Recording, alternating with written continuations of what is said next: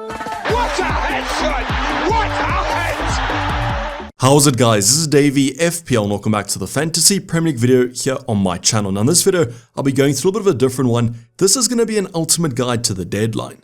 So game week 27, unfortunately, there's been such a quick turnaround from the FA Cup games finishing to the deadline, and so much has happened between there that I actually wanted to create an ultimate guide video.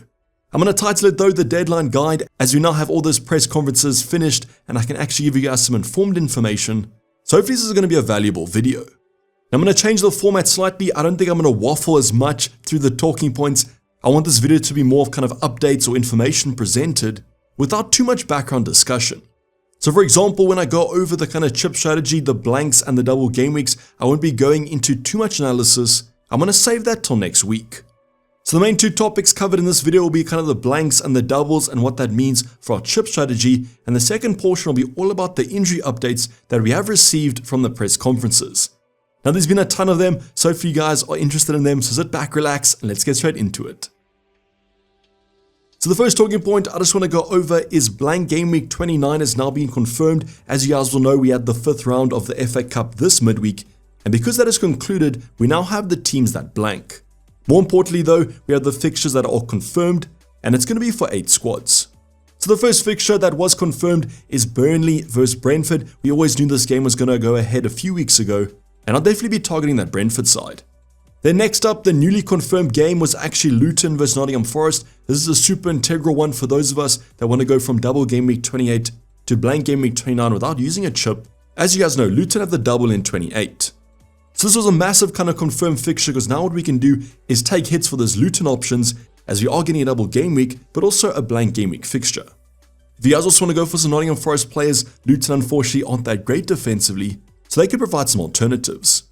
Then the last two fixtures are already confirmed. It's going to be Fulham versus Spurs. All of us going for those Spurs assets, definitely the fixtures to target in this game week. And the important thing is Spurs actually have a good game in game week 30 against Luton at home. In the final fixture, West Ham vs Aston Villa, we all know Jared Bowen scored a hattie this week. Are you guys going for him? This might be one of the tougher games though, and most of us already own those Aston Villa assets. So out of these 4 fixtures, you guys can now choose if you want to free it or not. My recommendation or kind of a quick conclusion would be, I think if you guys have about 4 or less players, I would free it, whereas 5 upwards might be a little bit debatable. Anywhere from 6 plus is probably kind of non-free it territory, but with the way injuries are flowing, all my blank gaming players are actually dropping. It's a very kind of situational chip, unfortunately, for blank game week 29. Just do some predictions of how many players you guys will have with those free transfers. And if you don't have many, I definitely use the free it. Now the next talking point is going to be about the game week schedule. So from now to the end of the season, I'm going to talk about the upcoming blanks, the upcoming double game weeks, and what that means for our chip strategy. So the first graphic I want to go over is going to be from the ever reliable Ben Krellin. Please go follow him over on Twitter if you guys haven't. Definitely the blanks and the double guru. And this first graphic might be a little bit complex. Basically what I want to showcase here is the predictions of double game week 34 and also double game week 37. And the way to sum it up is going to be prediction.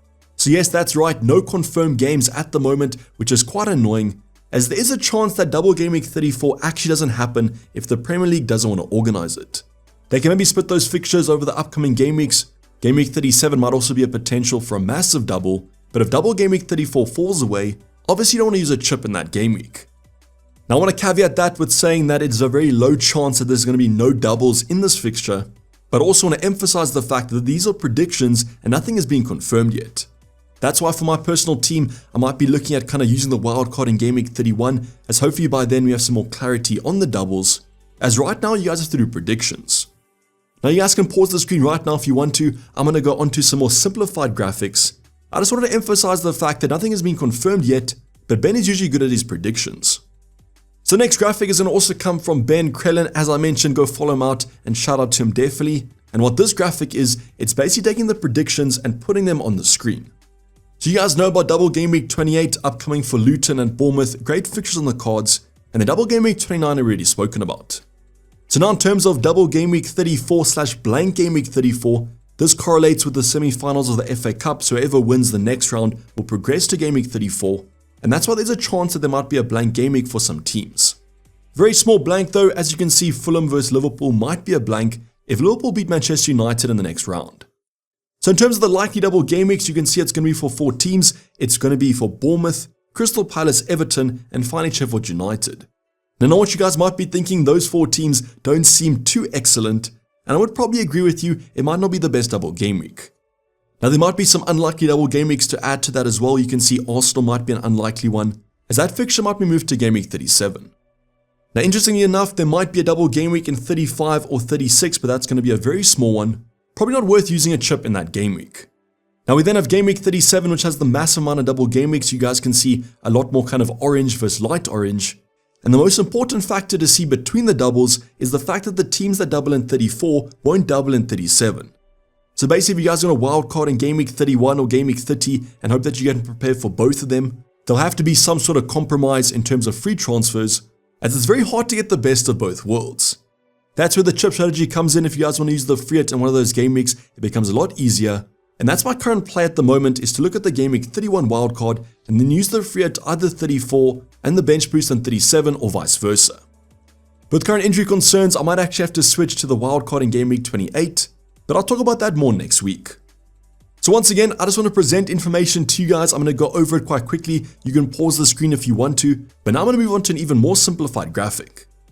So the next graphic to talk about is going to be from Mikkel Tokfum. Basically, the 2 gurus I like to follow are Mikkel Tokfum and Ben Krellen. And basically what this graphic does is takes the fixtures out and represents them in terms of numbers. So if you guys have been following me for a while now, you know last season and the season before, I used Mikkel Tokfum's diagrams quite a lot. It just paints the picture quite nicely in terms of the fixtures. So what this does is it represents each kind of double or blank or normal game week as a number between 0, 1, or 2. So if the number is going to be a 0 or a dash, it means it's a confirmed blank game week. As you guys can see, game week 29, a lot of blank game weeks there. If it's a 1.00, that means it's a confirmed single game week. And then anything between 0 and 1 is a chance of a blank, and anything between 1 and 2 is a chance of a double. Now we do have some confirmed double game weeks, and that's going to represent by a 2.00, only game week 28 at the moment. Then you guys can see the sum over the next 6, which will be the next 6 game weeks, and the sum from now to the end of the season. A lot of teams have one extra fixture to make up. So what I like about this graphic is it does kind of showcase the chance or the high chance of a double game week in 34 and game week 37, and you can use this more as a kind of projection if you're planning a wildcard for the future game weeks. So once again, the teams with a high chance of a double are going to be in 34. It's Bournemouth, Sheffield United, Everton, and finally Crystal Palace, and they all 1.7 or above. Then in terms of game week 37, you guys can also use this to plan who doubles in that massive game week, but nothing has been confirmed as of yet. So once again, looking at this kind of graphic holistically, got a few doubles coming up, a few blank game weeks, but once again, no optimal chip strategy. This season, it's really kind of team-based. In terms of my updates, as I said, with all these injuries, I might be forced to wildcard in game week 28. I'm looking to maybe prolong the free hit to game week 34 and just take hits into blank game week 29. But hopefully next week gives us more clarity and I can discuss that in its own video. Once again, in this deadline guide, I want to present information more than kind of backing up with analysis. But if you guys have any questions, drop it in the comments down below on my Discord server and I'll try to help you guys out. Now the next talking point is going to be all about the injury updates, and this week the press conferences held a ton of injuries and I'll be going over the main ones. The first one I want to talk about is going to be Dom Solanke, because that news was a little bit kind of doubtful. Apparently the MRI scan went well, but he hasn't trained any day this week. Now Bournemouth do play on Sunday, they have the last training session on Saturday tomorrow, and therefore the Bournemouth manager said Solanke might actually feature. For me, it doesn't seem too optimistic after not training the entire week, and therefore I'd consider Solanke a heavy doubt. Then in terms of Aston Villa assets, Paul Torres as well as Konza might be starting, but therefore be in the squad. Emre said that he has to make a late fitness call on them to see if they play from the beginning. So if you guys do own both those assets, they might feature, they might not. Very tough to call, but they will definitely be in the squad. Now Mo Salah will also be missing the next fixture in game week 27, so if you guys do have him, it might be time to sell as he faces Man City next week. Now there have been other updates in terms of other teams, but you guys can go check those out on Twitter if you want to, or if you want to update specifically, comment it down below on my Discord server. Now the 2 players I want to talk about, the first one is going to be Hwang Hee-chan from Wolves. As you guys know, I've already sold him for Heung-min Son in my team selection, but the update today was that he definitely missed the weekend, but no timeline was set on the injury. It's a little bit annoying there if you guys do own him, but what I would probably say is that he is a sell, as Wolves do blank in game week 29. Now if you guys have a good enough bench, you can simply keep him, as if he is fine for next week, they have Fulham at home. Then unfortunately, Richarlison has picked up a knee injury and will miss 2 to 3 weeks, but then apparently to journalists, Ange said 3 to 4 weeks. So safe to assume it's going to be 3 weeks. Now the bad thing about that is of course in blank game week 29, which is 2 weeks away, Spurs had a confirmed game against Fulham. So the reason I kept Richarlison has come back to bite us. He picked up an injury in that Wolves fixture and hasn't trained since. So is Richarlison a sell? I think that if you guys have enough of a bench coverage, you guys can keep him. Maybe we get more clarity next week. He's progressing well. But if your bench is a little bit thin like myself, you might be forced to sell him. If you are looking at replacements, I would go for blank game week 29 options. That's a Leon Bailey, a Douglas Luiz, or if you guys have enough funds, you can go for a Bowen or a Madison, or someone like a Barkley that has double game week 28. Unfortunately, Luton have a pretty bad game this week against Aston Villa, but I guess they could always score. So quite situational, but very unlucky that Hwang and Richarlison both missed out. My team depth has really gone off a hill. Now we might get some further injury updates or some more leaks as the hours go by, but I'll catch up with those in the deadline stream coming tomorrow, 1 hour before the deadline. As always though, in these ultimate guides, if you guys have any talking points you want me to cover, drop them in the comments down below, or my Discord server, second link in the description. Otherwise, hopefully see you guys in the deadline stream coming up tomorrow, 1 hour before the deadline, where I might be forced to take an additional -4 hit. But this is basically going to wrap up the video, guys. Hope you guys did enjoy it. Please don't forget to like if you did and subscribe if you haven't subscribed yet. And I'll be seeing you guys in the deadline stream tomorrow. But for the time being, I'm signing off. It's been Dayvy FPL and I'm out. Cheers, bye.